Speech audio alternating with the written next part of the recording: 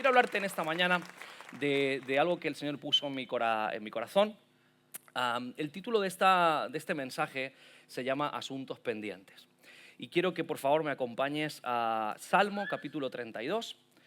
Salmo capítulo 32, versículos 3 y 4. Y dice así, aquí está hablando David y dice: mientras callé, se envejecieron mis huesos en mi gemir todo el día, porque de día y de noche me abrumaba tu mano y se volvió mi verdor en sequedades de verano. Seguramente hemos escuchado en alguna ocasión este versículo, ¿sí? Bueno, año 2025, justamente el año pasado, nos encontramos en el mes de mayo aproximadamente en ese primer viaje de exploratorio que se le llama, para ir a Guinea Ecuatorial con nuestros misioneros Jordi y Sara. Íbamos un equipo del DEMADE junto con otro pastor, junto con el ingeniero para el tema de la obra de construcción, etcétera, etcétera. Nos íbamos para allá, para Guinea Ecuatorial, para ver un poquito la zona donde están ahora ya, donde están nuestros misioneros instalados y demás. Y estábamos en una casa albergados, estábamos en una zona donde la misión habilita, donde llegan los equipos de trabajo, etcétera, para poderse quedar ahí y alojarse ahí, ¿no? Entonces estábamos allí, allí en esa habitación, era como un espacio, y evidentemente tú cuando llegas a África, cuando llegas a países como Burkina Faso, en este caso yo en África solamente he estado Burkina Faso y Guinea Ecuatorial, pero cuando llegas generalmente tienes que estar muy atentos porque no sabes qué bicho raro, extraño puede pasar por tu lado, ¿no? Entonces creo que es algo, no es por quitaros las ganas de ir a África, hay que ir a África, sí, aquellos que hemos estado en África, es como que algo te atrapa y quieres volver a repetir, pero tienes que andar con cuidadito, vamos a dejarlo ahí, ¿sí? Para no seguir infundiendo miedo desde aquí. Y cuando entras en un baño, pues tienes que ir mucho cuidado, ¿vale? Cuando tú vas a vestirte, perdón, vas a desvestirte, mejor dicho, para ducharte, o vas a sentarte en la taza del váter, tienes que tener mucho cuidado que haya a tu alrededor porque te puede salir cualquier cosa extraña. Era un día de muchísimo calor, habíamos estado haciendo viajes por la zona de capital, etcétera, etcétera, yendo a distintos lugares, veníamos cansados, veníamos sudados, veníamos agotados, así que yo siempre, bueno, me gusta y trato de intentar ser el primero en ducharme, ¿no? Así que les dije: chicos, ¿alguien se quiere duchar? Y todos ahí, no, estamos muy relajados. Y dije, pues aprovecho y me ducho yo rápido. Así que entré en la ducha y cuando abro la cortinilla, me encuentro el bicho que usted va a ver en pantalla. ¡Ay, no! ¡Ay, el hueso! Y yo cuando vi eso dije, 6'7", ante un problema, ¿no, Lucas? Cuando vengas un problema de 6'7". Yo ahí cuando vi eso dije, 6'7", ¿no? 6'7", pues la araña me vio y la araña retrocedió y se fue a esa esquinita, estaba justamente encima del plato de ducha. Así que imagínate el miedo que te da eso. Era un bicho muy similar a esto. O sea, esta semana escribimos a Amazon y pedimos una araña para mostrarlo, para darse cuenta cómo era una tarántula. Así que cuando yo veo eso y dije 6'7" y todas estas cosas, y dije el hueso y todas estas frases que dicen los niños y todas estas cosas, dije, wow, ¿ahora qué pasa, no? Así que agarré y grité, obviamente, pero mi grito es bien masculino, ¿vale? No se vaya a asustar, ¿vale? Un grito masculino, muy masculinizado, ¿de acuerdo? Entonces así que fui para afuera y les dije, muchachos, varones y siervos de Dios, tenemos un problema. Hay una pedazo de tarántula en el plato de ducha, impresionante. A ver quién es el guapo que se mete en la ducha con esa tarántula a ducharse. Así que entonces fueron los, oh, ¿en serio? ¿En serio? Bueno, ya empezaron todos. Claro, Jordi se quedó así mirando. Jordi sabe que es a veces muy inexpresivo. Solamente sonreía y miraba fijamente la tarántula. El otro ingeniero no sabía ni qué decir. Y entonces siempre en estos grupos siempre hay alguno que siempre es el que dirige la palabra y toma la iniciativa para dar soluciones oportunas ante el extraño o tenso momento. Salió un pastor y dijo, eso no hace nada.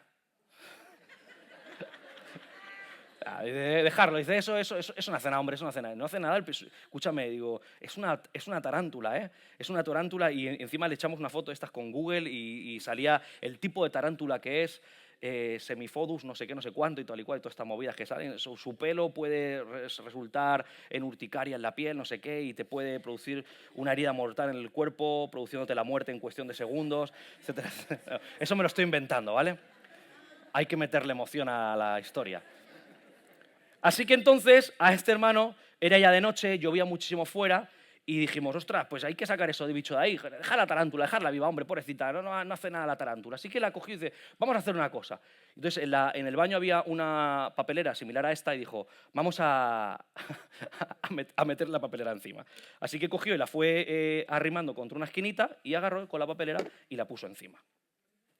Una papelera mucho menos robusta que esta. Así que mi pregunta fue, ¿no puede ser que la tarántula, podría caber la hipótesis o la posibilidad de que la tarántula sea capaz de sigilosamente venir hasta esta esquina y con su patita levantar la papelera de plástico y marcharse? Y dijo, no, hombre, no, ¿cómo va a levantar la papelera de la tarántula? Eso es imposible, etcétera, etcétera. ¿Saben qué pasó durante la noche? La tarántula salió de ahí. Estaba en el baño. Así que, evidentemente, yo fui el primero también, evidentemente, a ir a orinar por la mañana. Y cuando voy a hacer ese primer pipí matinal, lo primero que hago en entrar en el baño, la puerta del baño, evidentemente, la cerramos, etcétera, etcétera, todo para quedar bien hermético, cerrado, mirando que no hubiera ningún agujero, que pudiera acceder a la habitación la tarántula. Cuando entro en el baño, lo primero que hago, ¿sabe qué es? Mirar el qué, por supuesto. Entonces sí que me acerco y miro y la tarántula no estaba. Entonces empiezo a mirar, digo, se habrá metido por aquí arriba, habrá escalado la tarántula, estará aquí arriba. Así que miro por dentro, la tarántula no estaba. Así que a las 6 de la mañana todo roncando ahí como... Eso es una orquesta, hermanos, de ni el cielo hay esas músicas. Así que estaban, y les dije, chicos, tenemos un problema, la tarántula se ha marchado. Y me miraban, ¿en serio? Se levantaron, se fueron ahí, miraron así, y dijeron, guau, pues ahora qué hacemos, no sé qué, ¿no? Así que ahí quedó la historia. A la mañana siguiente, ponga la atención aquí, porque a la mañana siguiente, cuando vienen a buscarnos, vienen los hermanos de Guinea, los pastores y demás, y les explicamos la historia a primera hora, evidentemente nosotros con una emoción, un entusiasmo explicando la historia. Ayer vimos una tarántula, no sé qué, y tal y cual. ¿Y dónde está la tarántula? Pues la escondimos, pero se fue. Ellos nos dijeron algo, ellos dijeron, tú tenías que haber matado a la tarántula. Tú tenías que haber matado a tarántula muy venenosa. Dijimos, ya, lo sé. Yo era partidario de matar a la tarántula, pero estos desgraciados no quisieron. Y ahora este programa lo tenemos aquí. Entonces, la tarántula durante 3 días no supimos nada de ella. Para sintetizarte y acelerar la historia, porque la cuenta atrás sigue, o sea, esta gente no tiene piedad de mí. A los 3 días, mientras alguien se adelantó a ducharse, pega un grito, masculino también, todo hay que decirlo, un grito masculino, escucho un grito masculino desde el baño. ¡Ya sé dónde está la tarántula! El ingeniero. La tarántula, ¿sabe dónde se había depositado? La tarántula estaba, la desgraciada, donde estaban todos los jabones. Yo contaba esta mañana, digo, ¿dónde están? Digo, en las casas estas de misioneros, ahí están los cacharros donde ponen todos los jabones, y ahí están los jabones de todos los grupos misioneros que han ido a la misión. El grupo de un sitio, de otro, de Estados Unidos, de aquí, de China, de tal, y tienes tropecientos mil jabones. Entre todos esos tropecientos mil jabones que había ahí estaba la tarántula metida. Todos los días, continuamente yo y todo mi grupo íbamos a meter la mano ahí para coger el jabón. La tarántula estaba ahí escondida. Buscamos, removimos toda la habitación, pusimos todo patas arriba y no encontramos el sitio. La tarántula se escondió en un muy buen lugar, ¿sí? Entonces esto de alguna forma me hizo pensar mucho en esta historia, porque por eso yo te he dicho, y he sido muy intencional en decirte lo que las personas de allí, de Guinea Ecuatorial, nos dijeron cuando nosotros dejamos o decidimos dejar con vida a la tarántula. Ellos dijeron, tú tenías que haber matado tarántula. Sin embargo, a nosotros se nos ocurrió una mejor idea, dejarla con vida. Muchas veces en nuestra vida, por eso te digo, te conecto esto con el título, muchas veces en nuestra vida hay asuntos pendientes y son como esas tarántulas, de alguna forma, que no hemos eliminado y que a largo plazo, o a corto o a medio plazo, nos pueden hacer daño. Fíjate que en este año de revitalización, en este año de Revitaliza, la palabra es muy clara. La palabra es florecer, el justo florecerá, ser revitalizados. Y precisamente tener asuntos pendientes en nuestra vida, tener esas tarántulas que hemos dejado abiertas en cierto momento de nuestra vida, como ahora vas a ver y te voy a hablar, puede generarnos un problema en el futuro. Y esas tarántulas o esos asuntos pendientes, mejor dicho, pueden ser muchas cosas, pueden llegar a ser muchísimas cosas. Pueden llegar a ser una discusión que tuviste con alguien cercano, con algún familiar, con algún amigo, que se quedó en el aire, que no se cerró bien, y desde ese entonces nunca más volviste a retomar esa relación con esa persona, con esa familiar. Puede haber sido una falta de comunicación, un malentendido con una persona y eso se ha quedado como una herida abierta en el corazón. Puede ser inclusive palabras hirientes de padres a hijos o viceversa. Pueden ser tantísimas cosas, pueden ser traumas que venimos arrastrando desde nuestra niñez, que están ahí, que no nos gusta, como decíamos la semana pasada, volver a ellos, ni recordarlos, ni pensarlos, pero realmente nos están haciendo daño.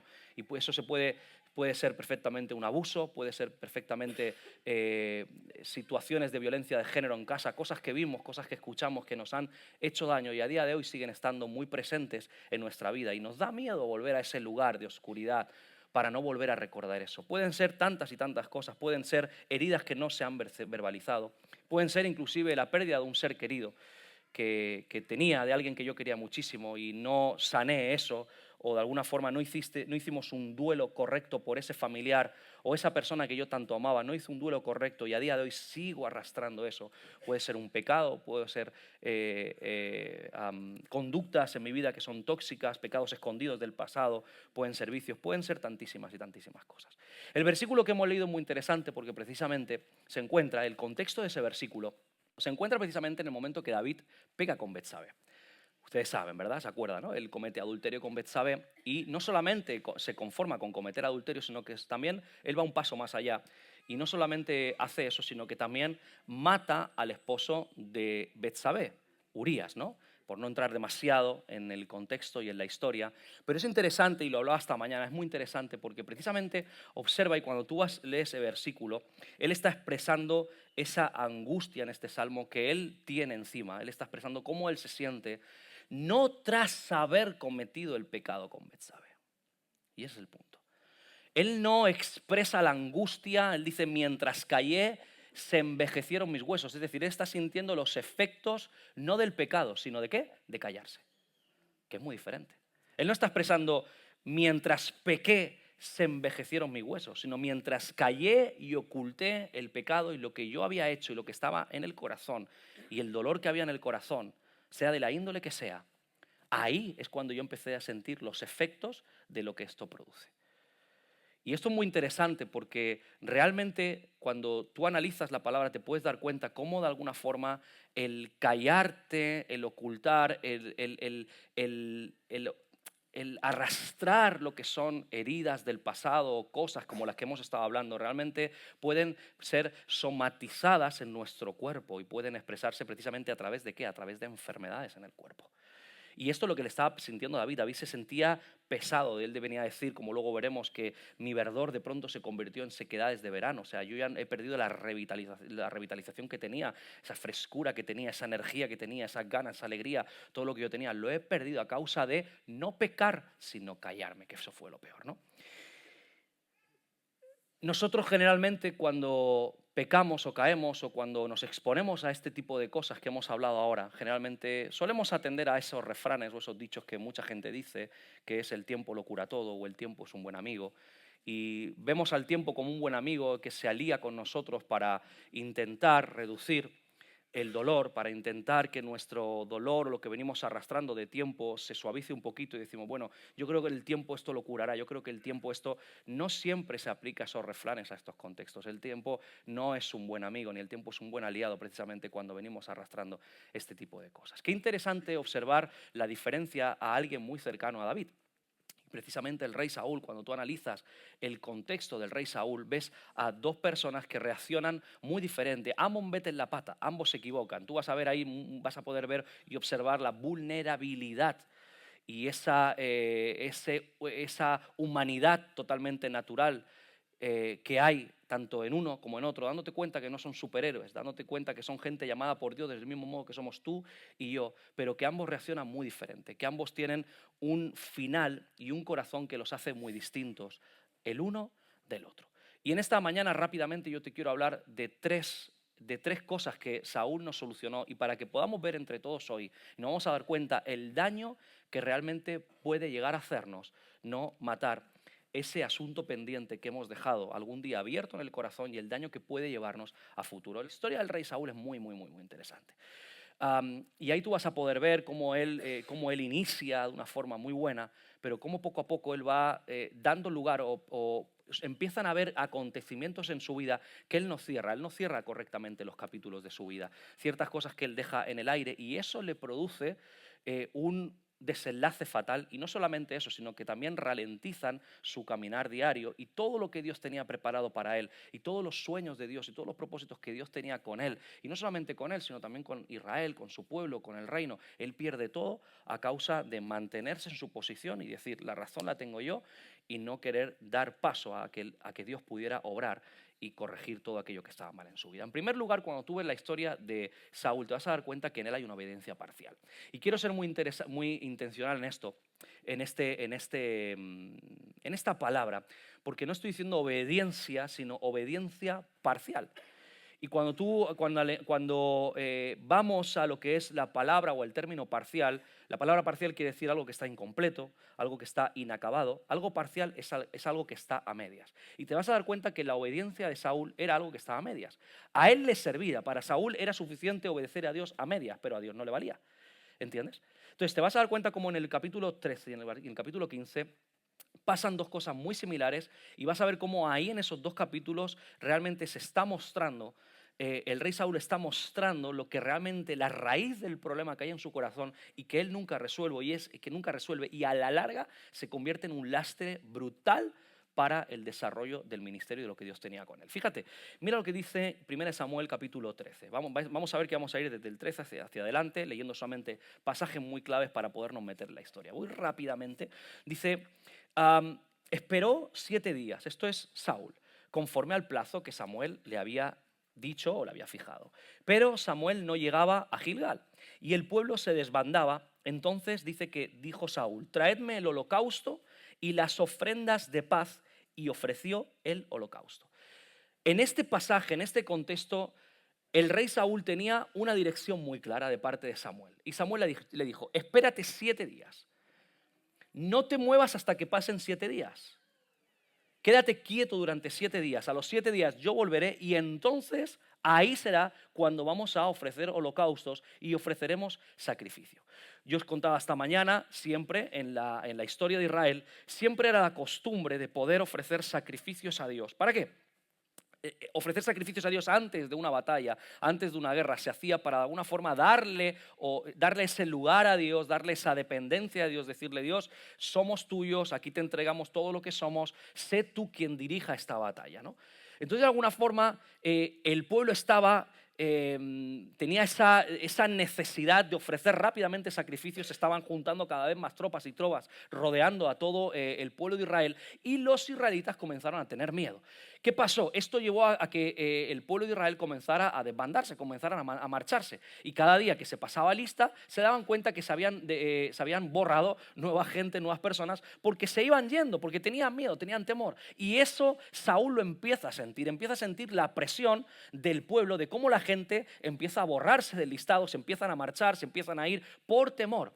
Y si finalmente sucede, yo puedo imaginarme el cuadro claramente en el que el pueblo seguramente presionando a Saúl diciéndole, escúchame, si el profeta Samuel no viene, tío, tú eres el rey, ofrece tus sacrificios.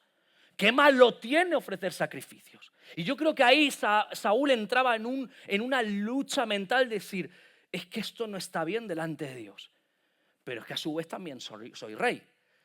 No pertenezco a la tribu de Leví, pero yo creo que también Dios no se va a enfadar porque yo sea quien ofrezca holocausto. No voy a hacer nada malo. Estoy también honrando a Dios, estoy entregándole a Dios toda la dependencia, le estoy dando el ejército, estoy diciendo, Dios, estamos en tus manos, tú tienes el control. No lo veo tan malo. Y ahí yo creo que en esos 7 días es una batalla y una lucha mental que tiene Saúl en su cabeza de qué va a ocurrir, qué puedo hacer, y esa presión finalmente termina que Saúl ceda. ¿Y qué sucede? Termina ofreciendo sacrificios. Algo que le habían dicho claramente, no es tu lugar. Tú no eres la persona adecuada, no eres tú quien tiene que ofrecer sacrificios, por favor, obedece, espérate. ¿Sabe lo que pasó? Saúl ofreció sacrificios, y en el mismo momento que ofreció holocausto ante Dios, ¿saben quién asomaba por allá lejano saludándolo? Samuel. Y Samuel la tiene con él, dice, yo no te dije a ti que te esperases, no te dije yo a ti en 7 días, claro, pero es que estamos justo en el 7.º día. Y te dije que al séptimo día yo vendría y entonces ofreceríamos sacrificios. ¿Te dije esto o no? Sí. ¿Por qué entonces has desobedecido a Dios? Y él continúa con eso y en el capítulo 15 te vas a dar cuenta que él otra vez, nuevamente, vas a ver esa obediencia parcial, es decir, inacabada, a medias. Fíjate lo que dice el versículo 15. Capítulo 15, verso 20, quiero decir. Saúl respondió a Samuel, al contrario, le dice, he obedecido la voz del Señor, ahora te explico el contexto. Fui a la misión que el Señor me envió, traje a Agag, rey de Amalec, y destruí a los amalecitas, pero el pueblo tomó del botín ovejas y vacas, lo mejor del anatema para ofrecer sacrificios al Señor tu Dios en Gilgal. Es decir, en ese momento la instrucción que se le había dado en este pasaje, en el capítulo 15, al rey Saúl era, destruye a todos los amalecitas. ¿A quiénes? A todos. No dejes nada, ni siquiera al rey. No dejes sus ganados, no dejes absolutamente nada de lo que tengan, no dejes posesiones, no dejes nada de lo que ellos tienen. Destruye absolutamente todo. ¿Y qué sucede? Que evidentemente cuando están ahí en la guerra, posiblemente otra vez el séquito cercano a Saúl, esto es algo que yo estoy aquí imaginándome, ¿de acuerdo? Para que podamos entrar un poquito en el contexto posiblemente de la historia, que es algo que seguramente pudo suceder. Quizás personas que Saúl tenía al lado, quizás empezaron a decirle, oye, ¿qué te parece si en lugar de destruir todo, hay aquí unas ovejas y unas vacas que son una pasada? Aquí sale un pedazo de asado, para este mediodía, brutal. ¿Qué te parece si guardamos esta vaca y estas ovejas y todo esto? Aparte nos quedamos con el rey. Al rey no lo vamos a matar, no. Lo vamos a llevar como prisionero para que se sepa nuestro honor, nuestra victoria, que pueda haber una muestra de que realmente nosotros estamos por encima. ¿Qué te parece? Y entonces ahí Saúl dice, ostras, pues es verdad, no había yo caído en que todos estos ganados tan bonitos, estas ovejas que son perfectas, estas vacas, estos animales tan excelentes que están tan bien, podemos ofrecerlos como sacrificio. ¿Y qué hace Saúl? Con toda su buena intención y con una muy buena motivación, él agarra y entonces sacrifican esos animales. ¿Pero por qué? Para de alguna forma honrar a Dios y ofrecer sacrificios al Señor. Fíjate porque es muy interesante, porque la respuesta de Saúl cuando es confrontado por Samuel es un sí, yo sí que he obedecido. He hecho lo que tú me dijiste. Y ahí Samuel dice, no, tú no has hecho lo que yo te dije. Yo te dije que hicieras esto y que destruyeses todo. Y tú has hecho la mitad. Por eso yo te hablo de la obediencia parcial. Y muchas veces a nosotros nos pasa exactamente lo mismo. Nos dicen una cosa y obedecemos de manera parcial. Y aquí tú ponle nombre, apellidos a esa desobediencia, porque muchas veces sabemos perfectamente lo que tenemos que hacer. Sabemos muy bien cómo tenemos que hacer las cosas y de qué manera, y no lo hacemos. ¿Sabes por qué? Porque no nos da la real gana. Porque no queremos. Y eso es un problema. Eso finalmente es un problema. Y hay personas, y muchos de nosotros, si estamos luchando con la desobediencia y intentar negociar con Dios y jugar con Dios a medias, eso no funciona así. No podemos intentar jugar con Dios. Y esto a Saúl le costó el trono. Una obediencia parcial. Sí, no, pero es que la motivación es buena, es que yo quería, es que yo tal. No, es que no se trata de lo que tú quisieras, Saúl. Se trata de lo que Dios está pidiendo. Y por más que tú no lo veas, por más que tú no quieras, por más que no lo entiendas, tienes que obedecer. Y no es una obediencia, no estamos hablando de la obediencia al hombre, estamos hablando de la obediencia ¿a quién? A Dios. Y es una cosa tan sencilla y tan comprensible, y esto Saúl no pudo con esto. Esto él jamás lo entendió. Él no fue capaz de tratar de vencer esa desobediencia constante, y esa tendencia a desobedecer lo arrastra. Es un patrón de Saúl. Él no cierra su conflicto con la obediencia, nunca se arrepiente, nunca reconduce esa conducta de desobediencia que tiene, nunca se arrepiente de este problema y se preocupa más por la apariencia y por lo que la gente iba a decir y por lo que las personas de su entorno pensaban sobre él o lo que pudieran decir o hacer sobre él, más que lo que Dios pensaba. Por eso, precisamente, en esos versículos, un poquito más adelante, por eso Samuel le da caña y le dice, escúchame, la obediencia es mejor que los sacrificios. De ahí viene ese pasaje. Ahora usted entiende el contexto. Por eso Samuel le dice, tío, es que escúchame, es que déjate de rollo, más que sacrificios y todo lo que tú puedas intentar hacer por Dios, Dios lo que más mira de ti es la obediencia. Más que tu mejor carnero, más que los mejores, lo que tú quieras. Me parece muy bien, Saúl, todas tus muy buenas intenciones del corazón. Porque muchas veces ofendemos, es que en mí no había ninguna mala intención. Sí, pero has ofendido. Sí, pero has desobedecido. Porque esa precisamente es el argumento mayor defendido por todo ofensor, casi siempre. Es que en mí no había ninguna mala intención, pero día tras otro y día tras otro estás ofendiendo continuamente. Y esa siempre es tu excusa para ofender al resto. No había ninguna mala intención en mí. Sueltas una bomba de relojería, te cargas a medio poblado a tu alrededor y en mí no había ninguna mala intención. Y Saúl esto lo tenía muy presente. En segundo lugar, Saúl arrastra otro problema y es un problema de identidad y comparación. Fíjate porque más adelante, un poquito más adelante, entra en escena David, el querido y amado rey David. Y Saúl continúa con sus problemas. Saúl continúa arrastrando cositas del pasado, con problemas de inseguridad interiores. Y en lugar de afirmarse en su llamado, en lo que Dios dice de mí, en lo que Dios dice que yo soy, por más que me puedan decir esto, me puedan decir lo otro, Dios dice de mí esto. En lugar de ponerse en orden con Dios, después de esa mala pata que hizo con los amalecitas, después de no haber hecho haber seguido las instrucciones de Samuel, precisamente es un pasaje muy triste, porque precisamente después de ese pasaje 15, de ese capítulo 15, dice que nunca más volvió a ver a Samuel. Dicho sea de paso. En lugar de sanar su corazón, sigue adelante con esas brechas. Capítulo 18, estoy en identidad y comparación. Primera de Samuel, capítulo 18, dice, mientras danzaban, aquí te pongo en contexto, acababan de matar a Goliat, ¿sí? Venían de haber vencido a los filisteos y llegaban. Y mientras danzaban, las mujeres cantaban. Mujeres, canten, por favor. Saúl hirió a sus miles y David a sus 10.000. Había una canción que decía eso, Saúl mató a 1.000 y David a sus 10.000 y el pueblo se regó. Muy bien, muy bien. Aquí los antiguos, no era esta canción la que cantaban exactamente, ¿vale? O sea, pensar. Pero cantaban, Saúl hirió a miles y David a sus 10.000. No era un canto muy bonito para que Saúl escuchase. Saúl no se regocijaba demasiado escuchando esto. No decía, qué bendición de canto. De hecho, fíjate, observa una cosa. De hecho, en este preciso momento, en este contexto, David no había matado a 10.000, solamente se había cargado un gigante, pero era más que suficiente para que el pueblo lo honrase y lo tuviese muy en cuenta lo que había hecho. Pero ¿sabes qué pasa? Que ese problema que Saúl estaba arrastrando desde hace mucho tiempo y problemas de inseguridades y problemas de identidades, aquí, cuando esas mujeres, ellos están llegando de la guerra y empiezan a cantar eso a Saúl lo revienta, pero mal.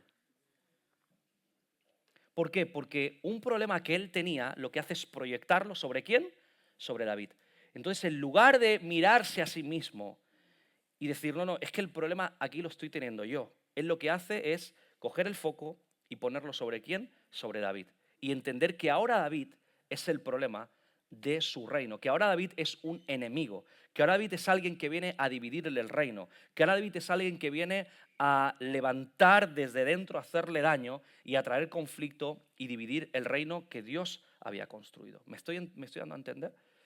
Entonces es un problema realmente muy serio porque su falta de inseguridad, su falta de identidad en Dios, eso que no estaba resuelto en su interior, ahora se convierte en celos, en envidias y paranoias contra David. Y sabes una cosa, cuando nosotros no estamos seguros, cuando nosotros no tenemos claro quiénes somos en Dios, cuando tú no tienes claro que tú eres un hijo de Dios, que tú eres una hija de Dios, que Dios te ha perdonado, que Dios te ha alabado, que Dios ha hecho una obra hermosa en tu vida, que Dios ha hecho una obra hermosa en tu familia, que Dios te ama y te ama muchísimo, que en Él está tu identidad y toda tu seguridad. Cuando eso no lo tienes claro, ¿sabes qué pasa? Que dejas una puerta muy grande a entrar en comparativas continuamente con otras personas y finalmente las comparaciones te llevan a hacer daño a los que tienes a tu alrededor y te hace ponerte en contra de otras personas. ¿Me doy a entender? Entrar en comparativas, como te decía la semana pasada, es lo peor que podemos llegar a... Alguien que se está continuamente comparando es alguien que no tiene claro quién es. Contaba esta mañana el testimonio de alguien, de un compañero del instituto que yo tenía. Me regalaron mis padres un chándal súper chulo, muy guapo, de la marca Umbro, siempre me acordaré, con unas franjas aquí amarillas, súper chulo, muy guapo. Y yo llegué al instituto, y entonces estaba el instituto ese que siempre está el compañero amado, ¿no? Cuando Jesús tenía el discípulo amado, uno tenía el compañero amado, ¿no? Pero lo digo con ironía, ¿eh? El compañero amado, ese compañero que si hoy lo viéramos es un asunto pendiente que tiene que en el corazón, ¿no? Es una tarántula que está ahí, ¿verdad? A esta tarántula tiene el nombre o la cara de tu peor amigo del instituto, sí, ¿verdad? Lo estás viendo ya, ¿verdad? ¿Lo estás viendo, Eli? Lo has visto ya del tirón, ¿no? Asuntos pendientes, compadre. Mira, yo no tengo, me llevo bien con este chico, que dicho sea de paso, que quede muy claro, ¿vale? Yo lo he visto de vez en cuando por allá y nos saludamos y todo muy bien. Lo que pasa es que era muy pesado cuando era pequeño. Y entonces me vio y me dijo, ¡guau! Dice, yo tengo una sudadera mucho más chula que la tuya. Él ese día también llegó me parece que habíamos venido recientemente de Navidad, y creo que por eso todos los niños veníamos con ropa nueva y toda esta historia, ¿no? Así que él llegó con su chándal nuevo y se me quedó mirando así por encima del hombro y me dice, ah, mi sudadera es mucho más chula que la tuya. Digo, vale, yo también era un poquito medio pasota también, a veces. Y entonces en ese momento le digo, bueno, los pantalones son exactamente iguales, porque su sudadera era diferente a la mía, pero los pantalones eran diferentes, eran iguales, perdón. Y entonces me mira los pantalones y dice, ya, pero a mí me quedan mejor que a ti. O sea, el desgraciado siempre tenía algo para dar por algún lado, ¿no? O sea, son problemas realmente de identidad y de comparativa, ¿no? Entonces, de alguna forma, cuando nosotros estamos continuamente mirándonos con los demás, tenemos un problema. Y esto Saúl lo estaba arrastrando. Y tenemos que ponerle nombre a los asuntos pendientes en lo que tiene que ver con las comparaciones y con nuestra identidad. Cuando tú entras a comparar y te pones a mirar las redes sociales y empiezas a mirar las fotos de una familia y de otra, y del marido de una, o la esposa de otro, o qué hijos tiene, o dónde vive, o qué casa tiene, o qué coche tiene, o qué es lo que tiene, etcétera, etcétera. Y te das cuenta que tú a lo mejor uno dice, wow, si yo tuviese ese marido, mi vida sería distinta. Uno puede decir, si yo me hubiese casado con esa chica que dejé escapar en el instituto, no tendría este que tengo aquí al lado. Sería mucho más feliz. Lo que Dios te dio, escúchame, es lo mejor. Tu esposo es el mejor. El mejor. Y tu esposa es la mejor. No hay otra ni otro como él. Tus hijos son los mejores. Es lo que Dios te ha dado. ¿Sí? ¿Necesitan reconducción? Sí. Del mismo modo, sí. Del mismo modo que también necesita tu esposa o tu esposo y que también necesitas tú, dicho sea de paso. Pero todo lo que Dios te ha dado era para ti. Entonces, no entres en comparativas ni en comparaciones intentando ver qué tienen unos, qué tienen otros, porque eso realmente es una herida que tú estás abriendo y asuntos pendientes de no estar agradecido con Dios de lo que Dios ya te ha dado a ti. Y eso es algo que, ¿sabes qué pasa? Que cuando tú tienes eso abierto en el corazón y tú no estás contento con tu esposo o con tu esposa, ahora hablo desde el plano matrimonial, relacional con matrimonios y demás, cuando tú no estás contento, tú puedes hacer mucho daño a tu esposa o a tu esposo, porque en un momento de calentura, lo que sea, le puedes soltar una bomba de relojería y hacerle muchísimo daño de por vida. Y eso mina, y no mina a uno ni a otro, os mina a los dos. Los dos os hacéis daño cuando desvaloráis de esa manera. O sea, no entres en comparativa. Esa persona que tienes a tu lado es lo mejor que Dios te podía haber dado para ti. No te sientas mal cuando otros ves que avanzan y tú quizás vas un poquito más lento. Una tendencia que tenemos a tener envidias, a tener celos, porque este parece que va como más rápido que yo. Dios tiene cada uno su proceso con cada uno de nosotros, ¿sí? Entonces la falta de identidad, tengo que acelerar, la falta de identidad cada día nos marchita. Pero lo que de alguna forma lo que Dios nos llama es que quitemos el foco de de las personas, de otras personas con las cuales nos hemos podido ofender quizás, y lo pongamos en nosotros mismos y dejemos de ver a las personas como amenazas, como gente que viene a hacernos daño, para que Dios sea el que afirme nuestra identidad en nosotros. Amén. En tercer lugar y último lugar, y luego te dejaré con algunos consejitos muy rápido, uno de los problemas que arrastraba Saúl, ¿sabes cuál es? El miedo. Y a lo largo de la historia, Saúl reconoce errores, pero nunca los confiesa de verdad. Saúl pide perdón, pero nunca cambia de dirección. Saúl busca a Dios, pero solamente cuando está acorralado. Y observa el clímax de este declive tan bestia en Saúl. Tiene un punto, y es aquí. Primera de Samuel, capítulo 28, versículo 3, dice: ya Samuel había muerto. Dice que todo Israel lo había lamentado y lo había sepultado en Ramá, su ciudad. Y Saúl había expulsado de la tierra a los encantadores y adivinos. Quédate bien con eso, ¿eh? Había expulsado ya a encantadores y adivinos. Y dice que se reunieron pues los filisteos y vinieron a acampar en Sunem. Mientras Saúl reunió a todo Israel y acampó en Gilboa. Y cuando Saúl vio el campamento de los filisteos, ¿tuvo qué? Miedo. Y su corazón se turbó sobremanera. Consultó Saúl al Señor, pero el Señor no le respondió ni por sueños, ni por el Urim, ni por los profetas. Entonces Saúl dijo a sus criados: buscadme una mujer que tenga espíritu de adivinación. Fíjate que anteriormente, tiempo atrás, había expulsado a todos los adivinos y hechiceros de Israel. Pero ahora nuevamente dice: buscadme a alguien, una mujer que tenga espíritu de adivinación, para que vaya a consultar por medio de ella. Y sus criados le respondieron: aquí en Endor hay una mujer que tiene un espíritu de adivinación. La pregunta sería: ¿por qué? ¿Por qué si ya previamente, en un cierto momento, Saúl había expulsado conforme a la ley de Dios a todos los hechiceros, a todos los adivinos de la tierra, por qué otra vez nuevamente vuelve a recurrir a ellos? Y precisamente la respuesta la tenemos en que dice la palabra del Señor en el versículo 5, que cuando él ve que vio el campamento de los filisteos, tuvo miedo y su corazón se turbó sobremanera. Es decir, él se estaba sintiendo amedrentado por el enemigo, estaba sintiéndose de alguna forma inferior al enemigo, estaba viendo cómo su reino poco a poco se estaba desvaneciendo, estaba viendo cómo todo se le iba por la borda, y en un momento él comienza a pedirle a Dios. Entonces ahí, cuando él se ve acorralado, entonces es cuando clama a Dios y le pide a Dios respuesta. Y dice que él no encuentra respuesta ni por Dios, ni por el Urim, ni por los profetas. Él no encuentra ni halla la respuesta de Dios.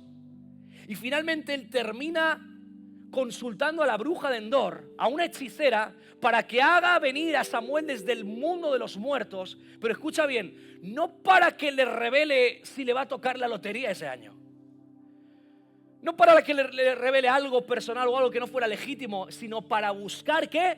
Dirección. ¿De quién? De Dios. Para que Samuel le dijese qué es lo que tenía que hacer. O sea, tú imagínate el punto tan bestia que tener cosas no resueltas en el corazón nos puede llevar a hacer un daño terrible y a pecar contra Dios de una forma tan brutal que nosotros no nos damos ni cuenta.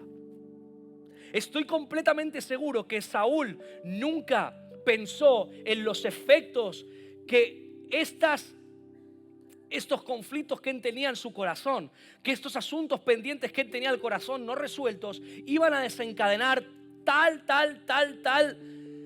desastre en su vida como finalmente significó hacer. Saúl nunca se imaginó, jamás, nunca llegó a pensar que él llegaría a consultar a una bruja para buscar, escúchame, para buscar la dirección de Dios. Intentar, o sea, tú ves todos los pasos que él da y todo lo que hace y te das cuenta cómo realmente detrás se esconde una motivación legítima. Cuando él va por David, supuestamente va porque entiende que David es alguien que está intentando dividirle el reino. Cuando él desobedece a Dios, él entiende en su mente que él está haciendo lo correcto delante de Dios. Cuando él va a visitar a la bruja de Endor es porque él está entendiendo y comprendiendo en su pensamiento de que él está haciendo lo correcto y es buscar a Dios. Pero fíjate qué desenfoque tan bestia. Él en el versículo 15 él dice: estoy muy angustiado, le estaba diciendo a Samuel, pues los filisteos pelean contra mí. Dios se ha apartado de mí y ya no me responde, ni por medio de los profetas, ni por sueños. Dice: por esto te he llamado, para que me digas qué es lo que debo hacer. Para que me digas qué es lo que tengo que hacer, porque no sé qué es lo que tengo que hacer. Asuntos pendientes nos llevan a hacer absolutas locuras.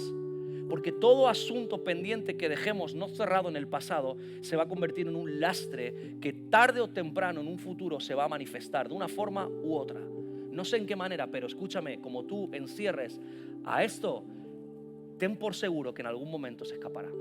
Y Saúl precisamente lo que hizo es esto. Cuando vemos la historia que te he contado y hacemos una ilustración o tratamos de adaptarlo, acercarlo a lo que estamos viendo, te vas a dar cuenta cómo el problema de Saúl es que él nunca enfrenta la raíz del problema.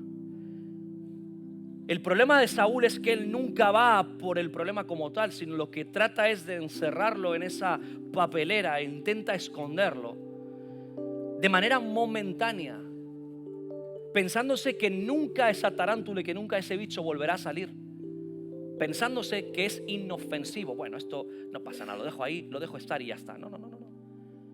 Y lo peor que le pudo suceder es que no se dio cuenta y nunca pensó y nunca valoró de que ese monstruo, de que ese bicho tarde o temprano saldrá y te dominará. Tarde o temprano saldrá y te dominará y hará contigo lo que quiera. Y esto él no supo entender, él no supo captar esto. Por eso en esta mañana te quiero dar rápidamente 5 ítems muy prácticos, porque tú uno dice: bueno, ¿ahora qué? ¿Ahora cómo hago esto? ¿Sí o no? Muchas veces recibimos esa palabra y decimos: bueno, ¿ahora qué es lo que tengo que hacer? ¿Por dónde yo empiezo ahora? Porque yo arrastro tantísimas cosas, pastor.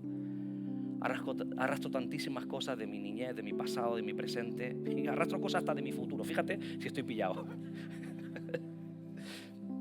Mira, en primer lugar, consejo número 1, sé honesto con Dios.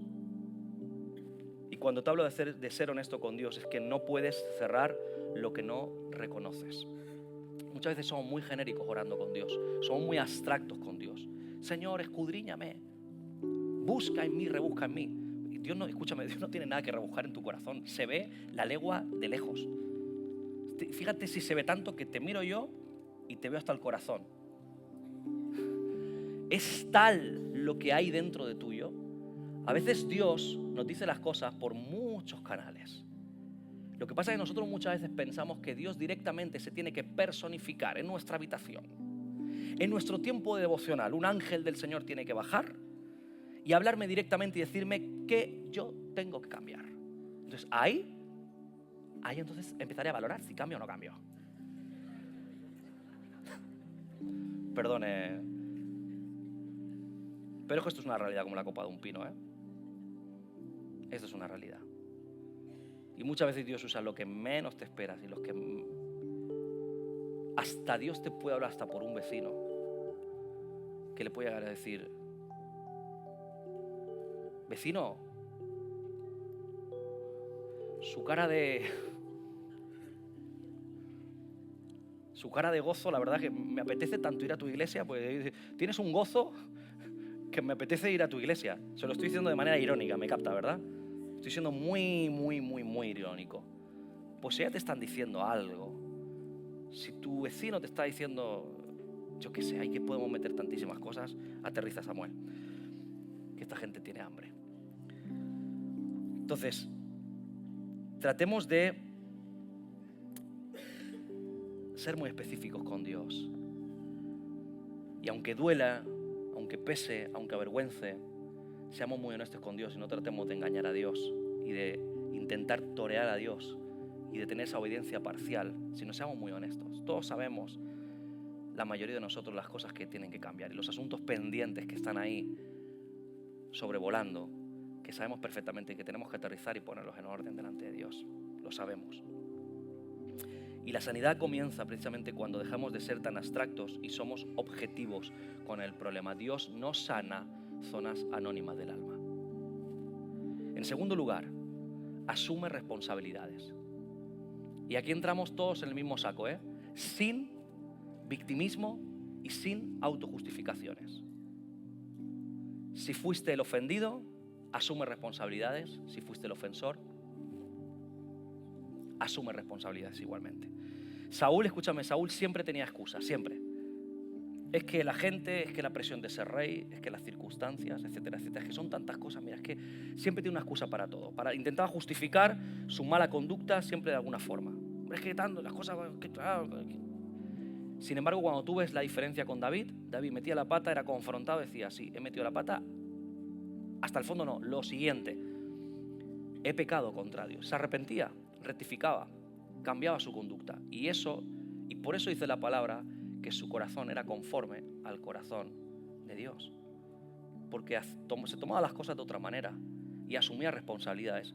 Y debemos de entender que en los problemas y en los conflictos nosotros un poquito quizás de culpa tengamos. Y quizás tú me dices, no, porque yo lo que estoy arrastrando es una cosa que a mí me hicieron cuando yo era chiquitito o chiquitita y yo no tenía ningún tipo de responsabilidad en eso. Cuando te hablo de asumir responsabilidad, es que quizás todo empieza porque tú vuelvas a ese lugar oscuro del alma, a esa habitación encerrada donde ya no quieres volver a bajar, abres esa puerta para que salga ese monstruo y puedas ponerte a cuentas con Dios. Y cuando te hablo de cuentas con Dios es perdonar a aquella persona que te hizo daño. Porque asumir responsabilidades también es ser capaz de ponerte en tu lugar y también saber perdonar y decir, yo perdono a esa persona que me hizo aquello. Y si has sido el ofensor, evidentemente, por supuesto, que tienes que asumir responsabilidades. En número 3, practicar arrepentimiento como cambio de dirección. Practica arrepentimiento como cambio de dirección. Arrepentirse no es sentirse mal, sino que arrepentirse es cambiar de rumbo. Y escúchame, cerrar asuntos pendientes implica tomar decisiones concretas. Y en primer lugar te toca pedir perdón y no dejar pasar el tiempo como si nada hubiera pasado. No puedes tratar de meter la tarántula en ese cubo e intentarlo dejarlo ahí o enterrar eso que hiciste. Pide perdón. Si sabes que hiciste daño, si sabes que ofendiste, si sabes que hiciste mal, pide perdón. Tienes un montón de medios para hacerlo. Es que esta persona que yo ofendí, tal y cual, ya no sé nada de ella. Hoy en día tienes redes sociales, tenemos tantas maneras en las cuales tú puedes comunicarte con aquella persona que ofendiste.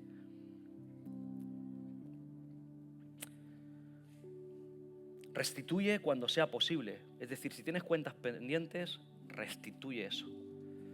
Y restituir, yo hablaba esta mañana y ponía el ejemplo del dinero. Si tú has dejado, por ejemplo, te hago un ejemplo muy, muy sencillo, pero si tú, por ejemplo, quizás dejaste dinero a deber a alguien, no pagaste una deuda, devuélvelo. Precisamente restituir es eso, es devolver lo que no es mío y lo que sé que tengo que devolver. Y aquí podríamos hablar también muchísimo. Intenta compensar en la medida de lo posible. Y si has hablado, por ejemplo, mal de alguien y te has puesto a gusto en una red social hablando mal de una persona, restituye eso. Y del mismo modo que tuviste el valor de escribir de manera pública hablando mal de una persona, ten el valor ahora de pedir perdón públicamente por el daño que causaste contra esa persona. Eso es arrepentimiento. El arrepentimiento no es solamente pedir perdón, decir, lo siento. No. Arrepentirse es un cambio de conducta. Porque precisamente el arrepentimiento tiene que ver con cortar conductas o dinámicas tóxicas. Esas dinámicas hablamos de ciclos que se repiten. Y generalmente, por ejemplo, en el caso de Saúl, él tenía una dinámica que era el miedo, era el control, eran las excusas, siempre estaba lo mismo, ¿no? Cuando hablamos de dinámicas o de ciclos, hablamos de que es una dinámica tóxica que se autoalimenta y lo que hace es terminar moldeando nuestro carácter. Y precisamente lo que tiene que hacer David, en contraste con Saúl, lo que precisamente hace David es cambiar eso. El antiguo rey lo único que hacía era control, era miedo, eran excusas. Yo voy a cambiar eso y quiero tomar otra dinámica. Entonces, si yo me equivoco, lo que voy a hacer es aceptarlo o mejor dicho, reconocerlo, confesarlo, corregirlo y cambiarlo. Y eso es arrepentimiento. Y arrepentimiento también es, por supuesto, buscar ayuda espiritual y pastoral. Y esto es lo que más nos cuesta muchas veces. Esto es lo que más nos cuesta muchas veces. Pedir ayuda a personas que nos pueden ayudar y que nos pueden guiar por ese camino difícil y complejo, que evidentemente no es fácil. Nadie está diciendo en este lugar, yo no estoy aquí subido aquí arriba diciendo que esto es muy fácil de solucionar. En absoluto, para nada. Sé que es muy complicado, sé que es muy complejo, sé que es muy difícil, sé que a veces cuesta, pero necesitamos ayuda pastoral. Y cuando tú te das cuenta que no sabes por dónde empezar, que es demasiado el dolor que hay en ti, que es demasiado lo que arrastras, pues mira, una cosa, busca una personas que están en esta congregación, y he sido muy intencional, ¿no? Diciendo gente madura, quiero ser muy intencional, quiero decir, gente madura que te pueda ayudar para encontrar la solución a esto que vienes arrastrando de tanto tiempo. En cuarto lugar, perdona para soltar. Perdona para soltar. El perdón nunca, y esto es interesante, el perdón nunca va a negar el daño.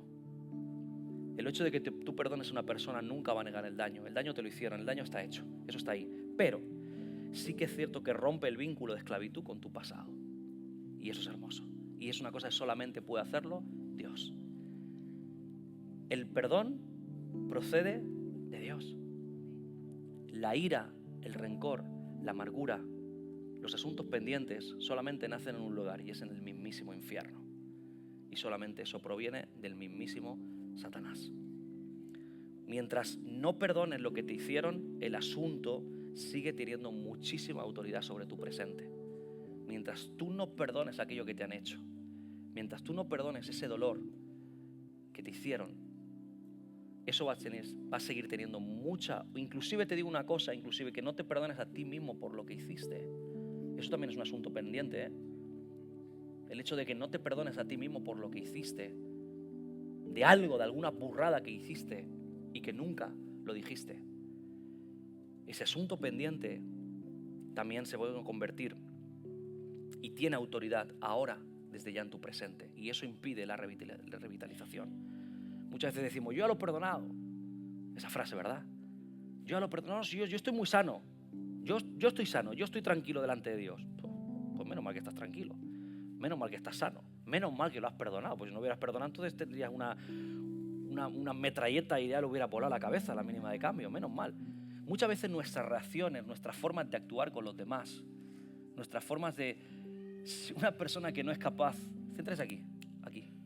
Una persona que no es capaz de mirar a otra persona a la cara y ha habido un conflicto de por medio, es una persona que no ha perdonado.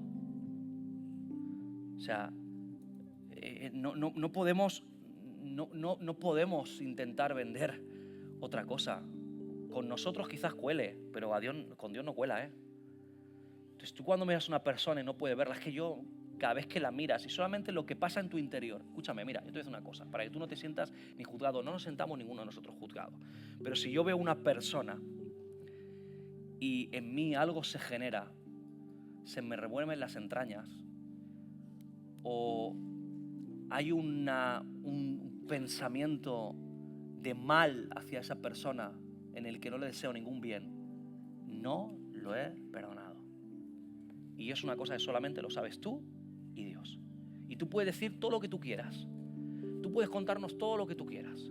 Tú puedes simular que tú estás bien, tú puedes simular que tú estás florecido, tú puedes simular todo lo que tú quieras, pero dentro, en lo más profundo, ahí dentro, en la raíz, bien adentro, en el lugar más escondido de tu corazón y más recóndito de tu corazón, allí tú sabes perfectamente que hay una raíz de amargura que te está consumiendo la vida. Y es una falta de perdón contra eso que te hicieron.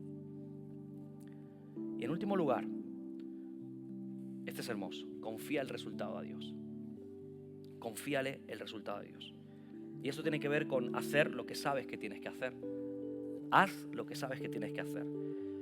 Cerrar asuntos pendientes no va a garantizar finales perfectos, pero sí corazones libres. Hay cosas que no podemos resolver. Escúchame, tenlo bien claro. Hay cosas que no vamos a poder cambiar. Hay conductas de otras personas hacia nosotros que no vamos a poderlas cambiar. Pero cuando tú estás más pendiente de cómo esa persona reacciona contra ti, si me ha mirado, no me ha mirado y tal y cual, y tú eso te sigue hiriendo, es porque tu asunto con esa persona no está cerrado, te tiene que resbalar. Alguien decía, a mí el aceite de la unción hace que me resbale todo. Y yo digo, ole, ole, que el aceite de la unción haga que te resbale todo. Miradas, desprecios, lo que sea, da igual. Pero tú mantén tu corazón saludable y sano delante de Dios. ¿Me estás entendiendo en esta mañana? Tú mantén tu corazón sano, que no te importe lo que otras personas puedan decir, hacer, si me miras, si no me han mirado. Nos tiene que dar exactamente igual. Somos hijos de Dios. Nos tiene que dar lo mismo. Los resultados yo se los confío a Dios. Yo no puedo pretender el cambio en otras personas. Yo sé perfectamente y tengo que asumir que hay personas que no van a cambiar. Y no me refiero aquí, sino en el entorno, que a lo mejor de gente o personas o heridas o asuntos pendientes que estamos hablando, cosas que a lo mejor, inclusive a lo mejor, y si tengo un asunto pendiente con alguien que ya está, que murió y que falleció, no pasa nada, pero tú hoy tienes la oportunidad de poder arreglar eso delante de Dios y que Dios sane ese dolor. Y que Dios sane ese dolor y que Dios se lleve toda esa amargura. Porque si no lo haces, si no permites que eso se vaya en el corazón y que Dios sane eso, al final, a la larga, eso te va a destruir a ti. Y lo dije la semana pasada, el herido hiere. Cuando estamos heridos, cuando hay dolor en nuestro corazón, cuando hay heridas en nuestra alma, que todos hemos sufrido, cuando estamos heridos, vamos a herir a los demás, vamos a herir a los que tenemos a nuestro alrededor. ¿Sí? Y esto fue lo que le pasó a Saúl. Entonces, rebobino al pasaje central. ¿Cuál era? Mientras callé, se envejecieron mis huesos. Y David decía, y mi verdor vino a ser como sequedades de verano. Contaba esta mañana y decía, la semana pasada, hace 2 semanas, cuando estaba en Córdoba dando clases en la Facultad de Teología, cuando pasas por ahí, por esos campos andaluces y todo campo, estaba todo bien hermoso y bien bonito, muy inundado muchas zonas evidentemente, pero había zonas de que estaban bien verdes, y ves campos inmensos de pasto, verde, solamente ves verde al horizonte, ves todo.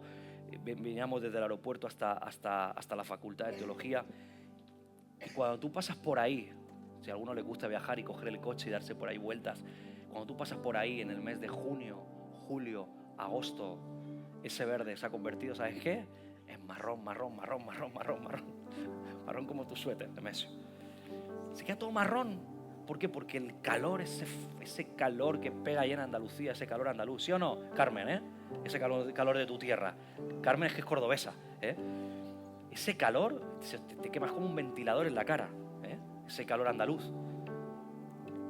Te seca por dentro, te marchita la planta. O sea, todo lo verde que ahora está, todo se convierte en puro pasto seco y quemado. Y eso precisamente es lo que David, cómo se sentía, escúchame, no al pecar, sino al ¿qué? Al callar. Y ese es el problema, ese es el punto donde yo te quiero llevar en esta mañana. El callar es un asunto pendiente, no te puedes callar, tienes que ser muy asertivo.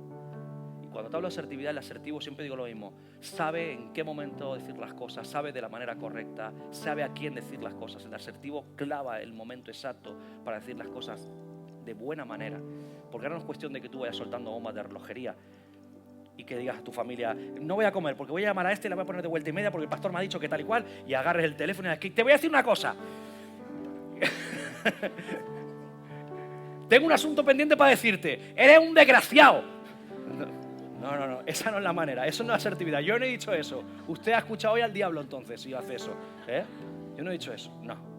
Esto puede pasar mucho tiempo, pero es cuando ahora el Espíritu Santo va a venir sobre tu vida, va a empezar a remover tu corazón y llevarte inclusive a puntos que tú ni siquiera recuerdas de tu pasado, de tu infancia, donde tú reaccionas de una manera ahora y no sabes ni por qué, y tú dices, ¿por qué? Y es que resulta que a lo mejor alguien, cuando tú eras pequeñito, eras pequeñita, alguien te hizo algo, alguien de manera brutal te sacudió, te reventó. Y cuando hablo de reventarte es de ejercer contra ti violencia desmedida contra ti. Y por eso tú hoy vienes arrastrando y eres violento y tienes ira, porque ni siquiera lo sabías, pero vienes arrastrando algo desde tu pasado, de tu niñez. Y es ahí cuando el Espíritu Santo viene con eso y te hace, no que cojas y que tengas que otra vez remover, sino perdonar a aquella persona que te hizo lo que te hizo. Te estoy poniendo un simple ejemplo. Pero si tú en esta mañana también, dicho sea de paso, si en esta semana empezamos a recibir algún WhatsApp o alguna llamada de alguien que quiera hablar con nosotros, por favor, con la mejor actitud del mundo, de reconciliación y de amor como hermanos en Cristo, de que puedas escuchar quizás, de que una persona te pueda venir y te pueda decir: querido, me ofendiste, pero quiero pedirte perdón si en algo yo te ofendí a ti, o te quiero perdonar por lo que me dijiste.